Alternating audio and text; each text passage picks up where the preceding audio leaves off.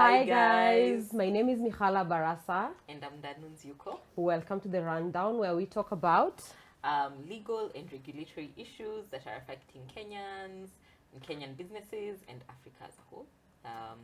So we also give a bit of commentary on ongoing topics, current issues, current economic issues especially, and just generally financial services. yes, I think we are trying to demystify or break down some of the topics that we probably think are difficult or things that we'd like to be general knowledge, and just make it easier for everyone to digest. Okay, that was a nice introduction. Yeah, I guess. I hope our people are happy. Agreed. So today we are going to do a little bit of an opinion piece on taxes. Yes. So the question we are posing is Kenya an overtaxed nation? Personally.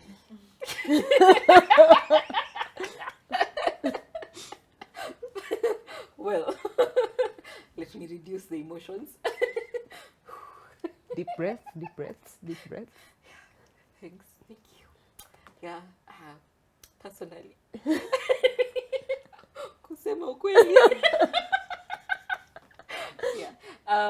Of course, as a salaried individual, I feel like we are overtaxed, in the sense that since the new regime got into power, the pay has increased for certain income brackets. It has gone up for certain income brackets. And then on top of that, there are statutory deductions that have also come into play on our salaries. So besides the normal pay, the additional statutory deductions on NSSF, which have gone up, the housing levy that we are yet to understand how it works and how it's going to benefit us as Kenyans, is an additional deduction that has come in.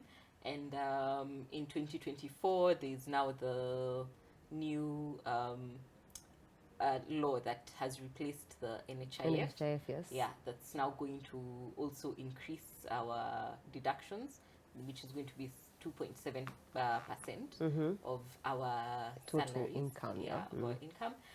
And the unfortunate thing about that one is that it doesn't have a cap. It's no capped. Yes, before, when the cap for NHIF was 1,700, for this one it's like it's just as long as your salary is this amount, you get it by your 2.75. Exactly. Yeah.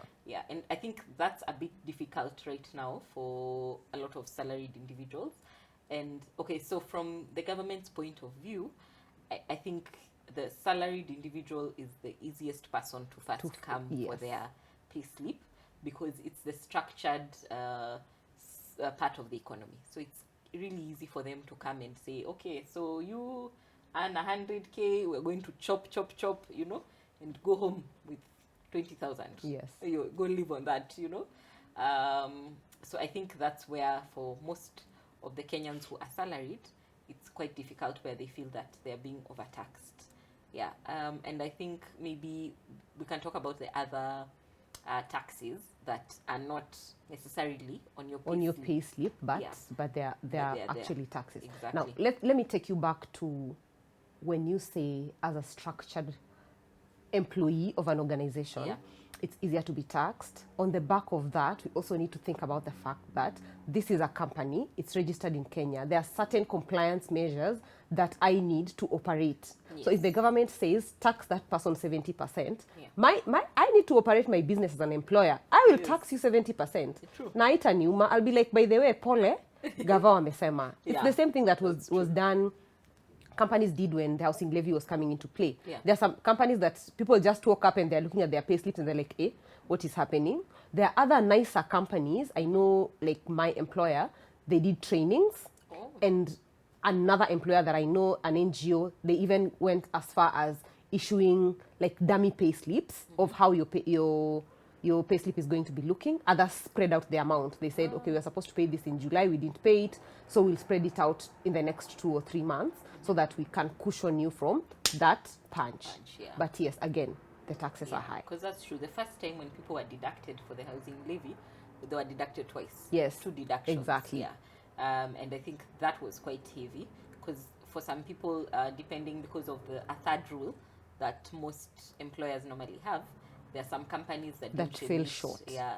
some SACCO deductions, so that they could be able to meet that a third rule in terms of deductions for their employees. That's I think it's true. As an employer, you need to be quite humane and cognizant of the issues and the challenges that are facing your employees. And I think when you're more humane, you get a more productive workforce. Yeah. Yes. Okay, so just going on the back of being overtaxed, let's just start by acknowledging the fact that pay is already at what percent? It's already at 30% for 500K and below, 32.5 for 500 to 800, then 800 and above, 35%. Yeah. So the highest of it is 35%. Yes. And then VAT is at 16%. Yeah. Withholding tax is at 5%. Yes. And this adjusts the taxes that we interact with almost on, let's say, maybe a daily or a monthly basis. We've not thought about excise duty. We've not talked about the fancier taxes. These are just the ones that when you go to the supermarket, I'm seeing VAT. Yeah. So this is a discussion that we've been having, and I'd like to get your thoughts on it. Now, when I get my salary in my bank account, KRA have already taken their 30-something percent. Yes, they've already taken their amount. Now, I am here today, and I have to go to the supermarket. I have to buy soap, for example. Yeah. That soap is taxed at 16%. Please note that I have already left my 30-something percent, say 32% with KRA. Yeah. Now, let's also talk about, like, maybe I'm running a law firm on the side, or like maybe I'm consulting for Ndanu's business ventures. I'm giving you a service, and maybe I'm not giving it through my law firm. Maybe I have a consultancy. You're taxing me another 5%. And let's say, for example, from that money that you are paying me, umelipwa with your employer, ushalipia tax. Now you have to pay another tax on this one. I think for me, I don't know what some of the measures are that the government can come up with to kind of like reduce. Like, I can't be nikinusa hivi hewa, now I'm paying a tax. That's true. I think maybe the biggest challenge that we have in Kenya is not necessarily about whether the taxes are high or not. It's that we don't seem to see what our taxes are doing. Oh yes, that's also another thing. So you have you're paying a lot of very exorbitant taxes, and then the basic needs, commodities. Yeah, the basic services that the government is supposed to be giving you are not there. You know, or they're not given well. They're not quality service. Yes. So for example, like healthcare. Exactly. You walk into a public hospital, it's not well equipped with medication. So you get a prescription and you have to go to a private pharmacy to buy to that buy your medication, drugs. yes. And even sometimes the doctors, the nurses are not there, you know, so even the quality of service from the staff in the government institutions is questionable. Exactly. And it's not just hospitals. Sometimes it's literally an office where I need to get a document stamped. Yes. Why am I sitting at the reception for 5 hours? I know, and it's really annoying, and that's where now Kenyans feel like you're overtaxing us and we don't see where this money is going. You know, we don't see the transparency. You know, for example, even when it comes to government tenders, so you find probably a road, there's a tender for a road to be made, and that road probably a stretch of from here to there It's 52 billion. And you're like, okay, so do we even have standardization of cost? Yeah, you know, exactly. Like that person who was, the people who are giving those tenders, what was the standardization in terms of cost? So is the government tracking things like wastage? You know, because we are here, we are paying for services, and one thing my brother likes asking us is, do we actually understand how much a billion is? Because constantly in the news, we keep hearing 52 billion, 10 been billion, lost. 5 And billion. like, Do you guys know how much a billion is? You know, like, and how many businesses could have been revived post the pandemic with those billions that are were being, lost. that are getting lost. Exactly. And this or these billions that we are paying in taxes, Yes. but we don't see it translating to the things that are being done in the economy. Because I feel like the other challenge with our government is, yes, they are very good at tax collection, and KRA are very good at their job. It's one of the government institutions that actually works. Yeah. So you have been collecting all these taxes all this while. All we have to show for it is unfinished infrastructure all over the country. I know. Yes. And Why and the ones that are finished, Kenyans are still paying an arm and a leg for those services. Exactly. Yeah. And it's becoming quite disheartening for Kenyans. For example, at the county level, I think I'm quite passionate about healthcare. And at the county level, you find that the hospitals, the level 4 and level 5 hospitals, are not well equipped. Yes. So everyone from Mashinani ends up at Kenyatta Hospital. Kenyatta Hospital becomes overwhelmed because now you've carried people from Mashinani to Kenyatta Hospital for things that could have been treated at the level 4 hospital and level 5 hospitals. So they are all here in Nairobi, and then we complain that the services in Kenyatta Hospital are not good, but we don't realize that actually Kenyatta Hospital is overwhelmed. And the services that it was built, or the bandwidth it was Yes. built for, is overly overcapacity. Yes. Like, not even just overly overcapacity. Exactly, Like, every yes. time you go into Kenyatta, you're like, someone sat in the reception for this number of hours. Yeah. People, people passed out. Yes. Someone even dies there as they're waiting to get service, and it's really unfair for people to be begging their government to give them services that they are paying for.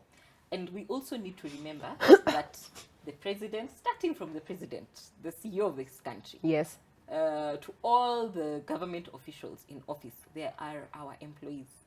We are paying them. We don't look at it that way, Yeah, though. we are paying those We don't guys. look at it. That is why in primary school they used to bring us out to dance for our leaders. You know. Because that is not the perception that is on the ground. Exactly. You're Yeah? here, you rehearse for 2 weeks. For 2 weeks or more. Yeah. Because the president, there is an off chance the president might pass near your school. I know. And it's like, are we forgetting? This guy is our employee. Like, he's actually supposed to be working for us. We should actually be setting KPIs for these him. people. But Yeah. I think the challenge is, even with the KPIs, the challenge might be, what are the parameters that we are using to hold our government entities responsible to do what they're supposed to do? Because we come with a manifesto and say, we'll collect this amount of money, this amount of revenue, and then I'll build for you 52 hospitals, I'll build for you this fancy stadium. We've had it all. And then after 5 years, we don't see that stadium, we don't see that hospital, the service delivery is still bad. And one of the questions that people are even asking with this new body is called what is the new NHIF called? SHIF, yes, Social Health Insurance Fund or Authority. Yes. With that new authority, is it going to improve things, or are we just going to import the difficulty that NHIF has been having, to put it nicely, and import it and put it in this new fancy name and overly charge people, balloon the cost, and then we'll just still have the same service delivery? Because I genuinely do not believe we needed a change in the name or leadership. We just needed better service. Kenyans don't care about what you're called. Yeah, we just want better services. That's true. Yeah. That's actually very true. And I think one of the ways in which we can learn about what to expect from our leaders is to actually look at the constitution and check what is the job description for each government position. What is a president supposed to do? What is an MCA supposed to do? What is an MP supposed to be doing? Why do we have governors living in Nairobi, for heaven's sake? Yeah, why aren't you in your county? Yeah. Why am I seeing you in Nairobi? You're talking about governors. I'm like, MPs. Like, you're literally called member of parliament for Kakamega. Why are you in Runda? Please, can you go back? Why are you in Runda? We are tired of seeing you in Nairobi. Yeah, why are you in Runda? Go back home. Like, go and assess the situation at home. Like, it's really annoying, because you ask yourself, when you're here perambulating in Nairobi, who is doing the work that we are paying you to do in Kakamega? Because there is no way my employer will be happy. They come 8:30 a.m.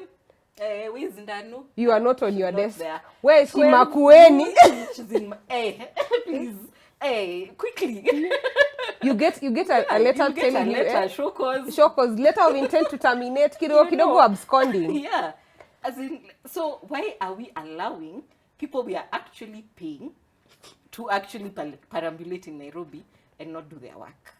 That should be something that as a population, we need to start saying no. And even those manifestos that they give us, we need, at the end of the 5 years, we actually need to be asking, okay, this was the manifesto you gave us. What have you done? And also what is the measuring stick for what you have done? You can't just tell me you've built an almost half hospital somewhere in a slum somewhere. It is like there's nothing in it. Nothing is happening around it. You're like, oh, but I built your hospital. Yes. We did not require a structure. Give us, equip those. Give us End up paka mwisho. Yes. Like if you begin a journey, go Finish to the it. very end. Because obviously, again, this is on the back of good tax-paying Kenyans. Yeah. And I think another issue that we need to remember about our taxation is, so for example, like right now, one of the things they've been saying is that the country is heavily burdened by the debts. Yeah. If you remember during Kibaki's time, it got to a point where we were fully funding our budget on our revenue. We were no longer borrowing. So now Kibaki was now paying historical debt. So it's actually possible for an economy to fund its operations, because when you have employees, you have the various businesses, all the goods and services that are offered within the country being taxed, it's actually possible to fund the operations of your economy. And that's what I've been talking about, the wastage. If we actually reduce wastage, if we reduce corruption, then we can be able to fund the operations of our economy. If you're a governor, your county should be running smoothly. You need to account for every cent that comes from Treasury to your county. You need to account for every cent. What did you do with it?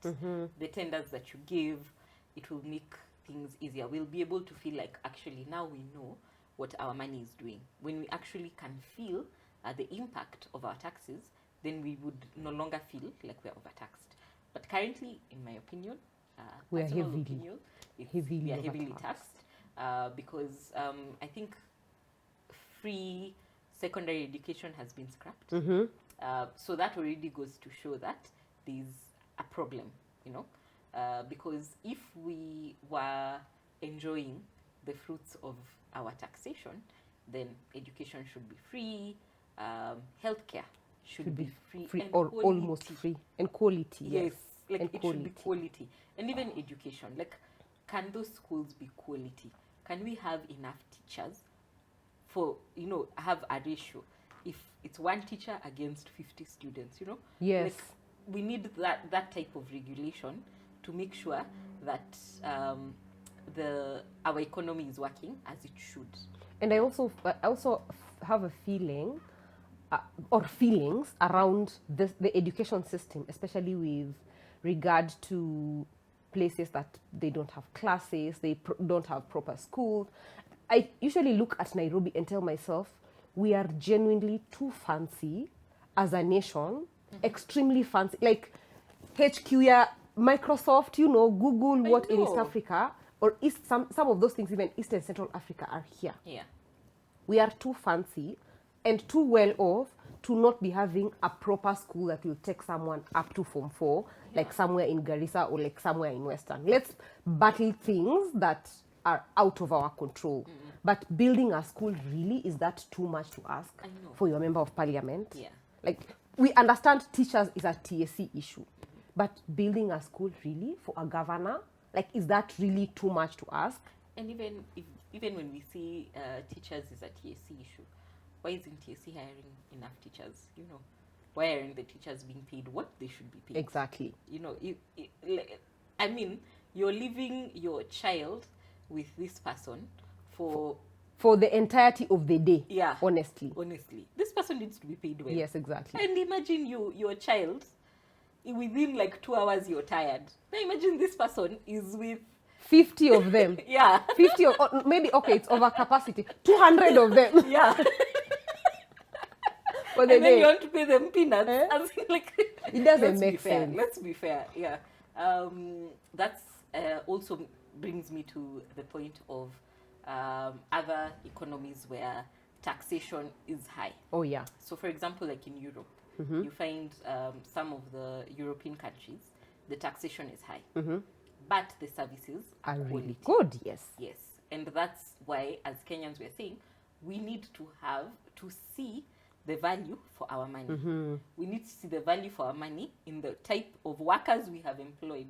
I shall keep insisting that they are our employees until all Kenyans Have it in their heads. yes. Papa. By 2027, when we are going to the ballot box, these guys will be knowing they are our employees. Yeah, put it here. Yeah, we are coming to give you a job. Okay? If you don't do it, And they actually come begging for that job. I know. And then they go there and perambulate. and perambulate, they go buy Land Cruisers and then come and splash for us mud on the road. Please.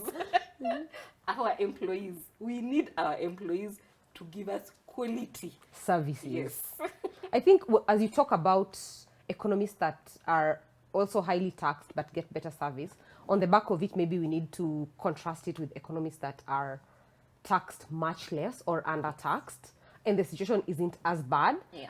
Like let's maybe talk about the United Arab Emirates, who have zero income tax. Like the way your money comes from your employer, that is how It gets to that's my how account. it gets to your account. Beautiful. Can you imagine? Will we ever get there? Can we take a pause? Moment of silence. Do you think it's possible to ask our employers to draft our contract, say this is within the UAE laws? I know. I don't know, like, is that a By possibility? the way, we need to explore that. But anyway, when you look at it, even their withholding tax is much less. Yeah. Even their corporate gains tax, not corporate gains, The corporation tax, corporate duty, is I think at 9%. Even that 9%, there's a threshold for it. Yeah. There's a threshold for, if you don't make this much, then you get like a small businesses relief. Then you don't end up paying the corporate tax. Anyway. yeah. And you see, that's a government that's thinking like a business owner. You know, probably we are employing the wrong people for the job. Sorry. You know, so we are hiring people in government who have never run businesses or who don't understand how to run a business. So our economies are not being run efficiently. And you see, at the end of the day, I think there have been arguments around the fact that the United Arab Emirates, most of them have oil, and of course they're making their money from oil, and imports and exports, and of course it's a tourist destination. There's a lot of money coming in and going out. Do you think if we had oil, Exactly, we would be similar to oh UAE? please God, no. Yeah, We would not be in the same place. We'd not be in the We'd same probably place. even be worse off. Exactly. Yeah. Because you see, the default for African leaders is to they Amass. mine the raw materials, then they export the raw material to go and be refined in the West, and then it comes back as a finished product, and then we pay a heavy amount for To the finished buy, product. yes. They don't think about setting up their own refineries. They don't think about how to get the community around involved in that In that oil project. Yes. Yeah. Yeah. So I don't think even if we had those resources that the UAE has, we would be in the same position as they are. For us, it's a mindset issue. And you see that that's also the main issue that countries like Congo and Angola are battling. Yeah. Because yes, they have the minerals. Yes, I think Angola has the oil or something, but they do not own proper refineries to do that job there. And by then, the cost of living in Angola must be so high. Yeah. And I'm saying this because last year I wanted to go and compete in Angola. Do you know a ticket to Angola was almost like 280,000 return? Whoa. Angola, and I usually say this, Angola yenye neza guza, like I can touch it like this. Like it's literally here. And I was asking myself, what really is the problem? Going to Dubai can't be cheaper than going to Angola. why is it cheaper to travel to Dubai than to another African Yeah, country? exactly. And we usually say it's because Dubai has oil. No, it's because Dubai has oil and they've invested in refining their oil. Yes, and actually they have working structures. You know, for example, like in Africa, we have a lot of minerals. We have a lot of natural resources compared to the rest of the world, like in DRC and whatever. But we are greedy, one, and we allow the West to dictate for us how to live our lives. You know, I think. And how to exploit our minerals. Yes, like seriously, why are you letting someone? It's like allowing someone to come to your house and to tell you, sukari, by the way, yeah, ikisha kesho utaona, and you'll be buying it with your own money. Imagine, yeah, as in, like, why? You know, and that's the thing that African leaders need to understand. You're allowing someone into your house to come and tell you how to live. If I want to put my legs up, you need to be able to put your legs up. Yes.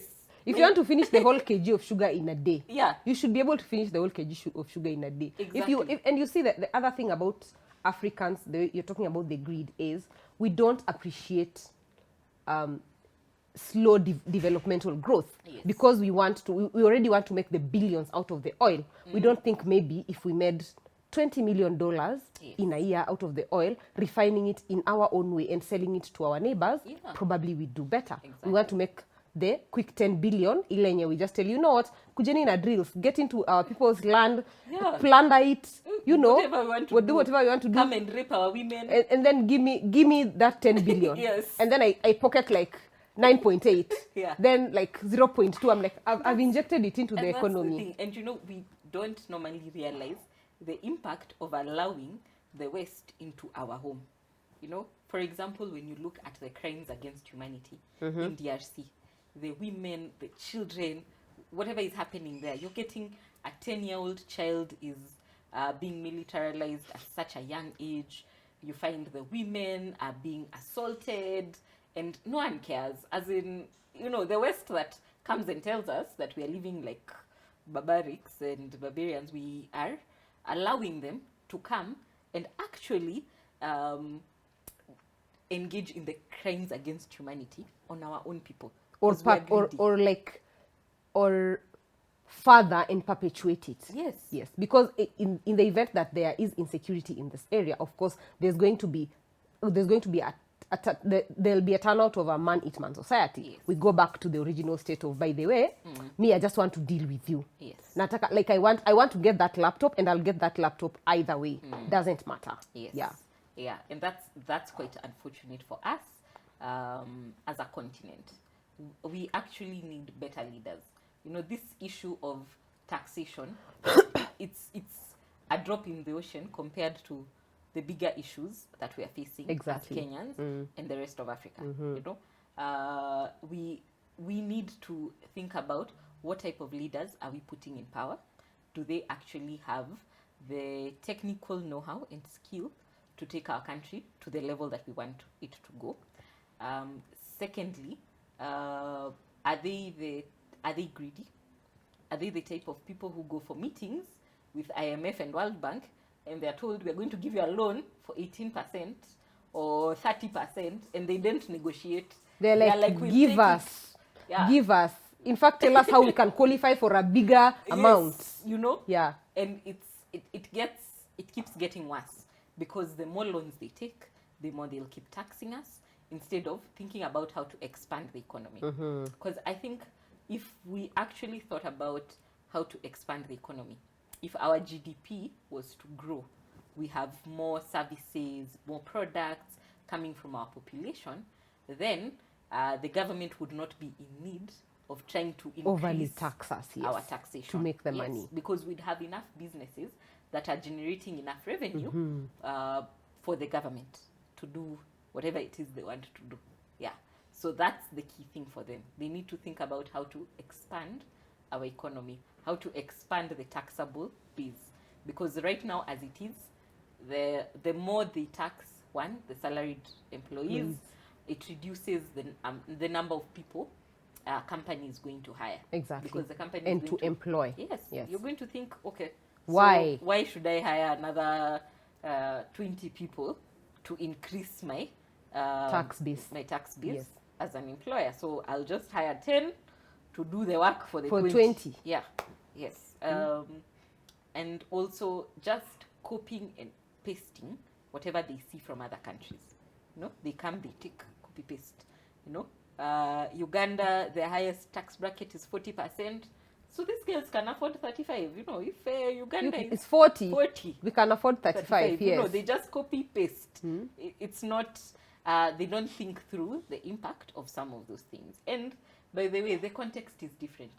You know? Even that Singapore story. Yes. We are two such different countries. Yeah. We can't keep saying. I saw a joke on the internet the other day. Someone was saying when there was the national blackout. Yeah. Someone was saying, "So say Singapore yetu, will we build it in darkness?" I know. And I was like, first of all, makes sense. Secondly, such different contexts, Yes. such different countries. Exactly. I can't just expect I'll bring a blue wall to your house. You probably don't like blue. Yeah. Probably your walls are not structured for a blue wall or a blue door. And I come and I say, you know what, let's put a blue door there and see how it... It's like trying to fit a square into a circle hole. Doesn't make sense. It doesn't make sense, yeah. So we need to ensure that our government understands that, one, we pay them. This is how many times have I said? Maybe like 6 times. This might be the 7th. This might be the same. Yes, I'm guessing, but I'm just thinking. Please, government officials, we pay you, FYI, just in case you are not aware. Just in case they were wondering, Yeah. putting it out there. Yeah. For your information, we pay you. So that's the first thing. We pay you, and you need to give us quality service. Yes. Yeah. Secondly, we need, as Kenyans, we need to start move away from the thought of I'll get into government to make myself rich. Oh yes. Yeah, that's something that is actually a whole topic that we need a bigger panel to discuss. I know, like 6 people. Yeah, Some of them who are in government. you know, Sprinkle, sprinkle. because you can't get into you can't get into government to enrich yourself. That is just killing the economy. Yeah, you know, because we're doing a zero-sum game. You know? We get into government, we steal from ourselves. Think about the economy as a business. Our country, we need to think about it as a business. So if you're a shareholder of a company, do you steal from that company? Oh, please, probably not. Exactly. Yeah. So if you steal from the company, it will end up It going will down. go under. So all of us as shareholders of Kenya, and we are stealing from this, our company, we are just helping in taking it down, Yes. one by And one. and every day we'll be there crying, saying, Yeah. dollar rate is going down. I don't know what is happening. What is happening? And we look at our leaders who are stealing from us and think, oh well. Yeah. And even for the leaders who think, oh, I'm going to steal and I'm going to take my children abroad to go and study there and live there. I mean, all in all, we are Africans. You'll still need to be buried. Yeah. Yeah. Yeah. Expatriation policy. Exactly. So if you steal everything, plunder the whole country, where are we going to bury Exactly. you when you come back? You know, like let's try and think beyond ourselves. Yeah. I don't know. What are your thoughts on what needs to get better in our country? I think for starters, the way you said, we need to get better service. But also, we need to move away from the Jamhuri Day and Labor Day speeches of, oh, I have increased the wage bill by 5 shillings. Doesn't help a lot of people. Yeah. Like, give people a proper increase on the wage bill. And on that day, say, I'm reducing pay by even 2%, even 1%. Like, do something to relieve Kenyans. And then, even when every year you're looking and the government is looking and reviewing the Finance Act, there's a lot, when you look at it, there's a lot of greed that is informed by those increases and increments. You can't always be saying, I'm increasing the tax for this tax band. No, that's not the way to go. One day, look at the Finance Act and say, you know what, let's reduce this. Or let's give people a 1-month relief off of payee. Like, let's just say, I don't know how the logistics and economics of that look. Probably not so good. Yes. But even for 1 month, say, you know what, let's just drop it by 5%. Kuleni your Christmas. Like, buy your family a Christmas present. Let it not always be, I am increasing this and increasing that and increasing this and increasing that and increasing this and increasing that. Because at the end of the day, all of us are here trying to survive. Like literally, most Kenyans are on I am trying to survive. Yes. And the thing about increased taxation and overtaxation is it's making things worse for every Kenyan. So you might think, oh, probably because I earn 2 million, I'm not feeling the pinch of it. But it's nikidogo kidogo. Yeah. Your quality of life is going down. Pole pole. You'll realize I used to buy this brand of soap that is really high end squeezy. I just close my eyes and pull something from the shelf that says 45 shillings for You buy a bar. kipanga, unakata moja unaeka kwa bafu. Yes, Kata like ingine that. kitchen. Yes. Kata ya Like- kufua. That's it. Because now you're feeling like I cannot be able to afford the nice things that I used to afford. I think for me, it's more look for ways to give little reliefs here and there to Kenyans incrementally so that they can feel, yes, we want healthcare, we want good healthcare, but as we go there, Yes. these things are like, they're softening the blow of you not just always pa. Yeah. Like tunapandanga tu stairs, tujaishuka, You tuendelea know. tu kwenda. Yeah. Yeah. I think that would be That's very true. Yeah. And I think one of the things that we also need to realize is corruption increases our rate of inflation. The more people have too much money, the people, for example, the entrepreneurs who are making so much money and they are splashing money around, they increase the cost of living indirectly. And that also keeps hurting the economy. And And it's like mtego wa panya situation. Waliomo inside, wasiomo inside. inside, all of Everybody, us. your shoe inside, your child's hand inside. Inside. Like it goes out with everyone. Yeah, and it would be good if the government actually thought about the taxation and even give us a breakdown of this money that we gave you. How did you spend it? Each coin, how did you spend each and every coin? And in terms of that expenditure, was it worth it? You know, if we bought a glass, how much revenue was that glass going to generate for us yes. as an economy? Or how did this glass improve our lives as Kenyans? The problem with that is when they try to give us a breakdown, it's ridiculous. I know. 1, wheelbarrows. 2, that road for 52 billion that we're talking about. Like, because it's really, for them, it's really not about the numbers. It's, for me now, it's the blatancy and shamelessness of the deceit. Yes. Because I'll tell you, this cushion, this one, it was 52 million. Yeah. And they have no shame, by Yes. the way. For me, that's the... And lowest bidder. That was the lowest That was the bidder. lowest bidder. Yeah. Wengine walikuwa wamekutwa no 8 million, by the way. Imagine, by the way. How about Kamukunji? I'm sorry. I know.